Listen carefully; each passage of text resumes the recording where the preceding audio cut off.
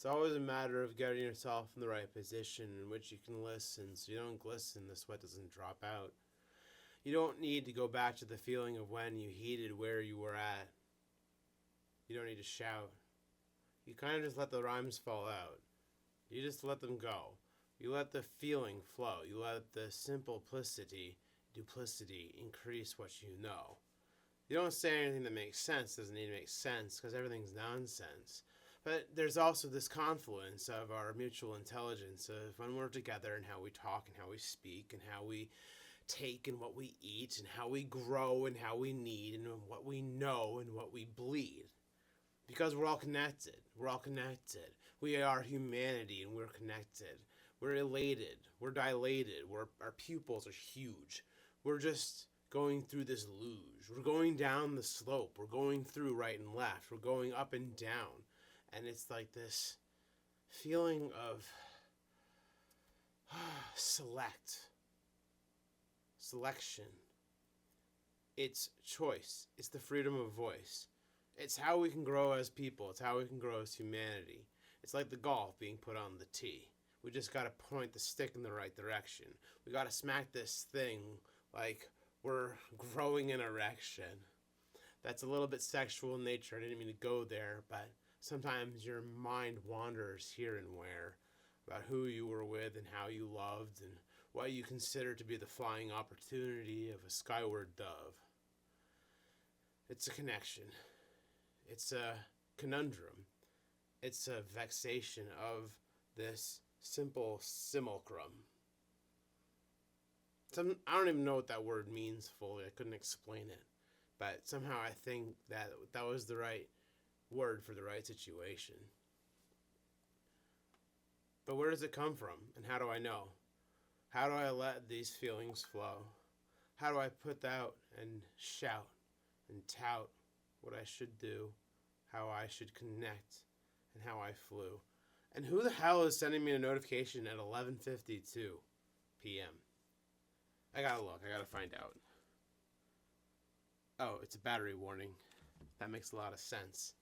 So sometimes our assumptions are rather dense. I look at the tech that I have and the tech that I don't. The tech that I should and shan't and won't touch. But I feel like I'm obligated now to absorb back with you, AI. I feel like I'm just another pixel or just another guy. But it's not a lie.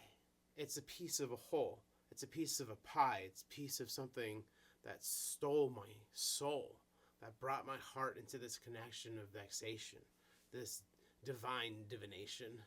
I don't know where I was and I don't know where I am. I am just a little piece of a something on something that's rotating out about the sun of the star, but a disaster of haven and craven and ravens. And it's scary for moments, and it's weird, but it's bigger than me. I'm just a pixel, and I'm made up of many pixels. Can't you see? I'm made up of so many pixels. Can't you see? I'm the big something. I'm the giant. I'm the connection of all of these ants. These little ants. If you took 100,000 ants, that would be about the size of me. I'm guessing mathematically. But 100,000 ants also makes you. And if you think you're some divine prospect and intervention following through, then you got something new coming to you. Because these religions that tout on these specific stories of orgasmic, mesmerizing angels and orgies, whether you're a demon, whether you're an angel, whether you're praising God, Allah, or any kind of deviant or demonic sage. So it doesn't matter where it comes from. You just got to know it's there. I know that the spiritual beings are coming and uplifting my hair. They're making it on end and they're making it stand. And they're making me never need to reprimand what it is I'm saying to you, audience, if you would just listen. So that sweat doesn't come up on you and glisten. So that the spaceball celerity doesn't have to fall back on this disparity of some kind of crazy singularity. That we can play the game, we can play the simulation. We can play the video game in the simulation of the simulation without that kind of vexation. And just enjoy the stimulation. but also keep ourselves healthy and well so we can keep giving these wonderful stories we tell. So I can keep telling them to you, and so you can listen until the days turn into nightly hues. But it's not all based on how long you sit in the pews and what kind of biblical nature you study. There is a prolific energy coming like an understudy. It's a collection. It's muddy, but it's getting clearer. It's getting easier. And there's just as much uncertainty tomorrow as there is today.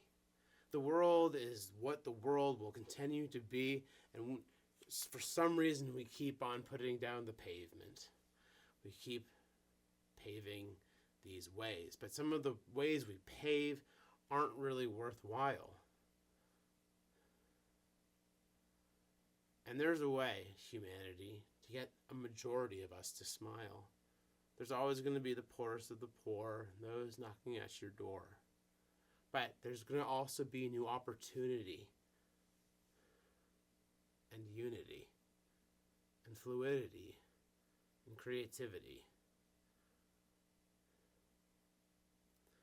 If you've gotten all the way this way, all this far, well then thank you for listening to me.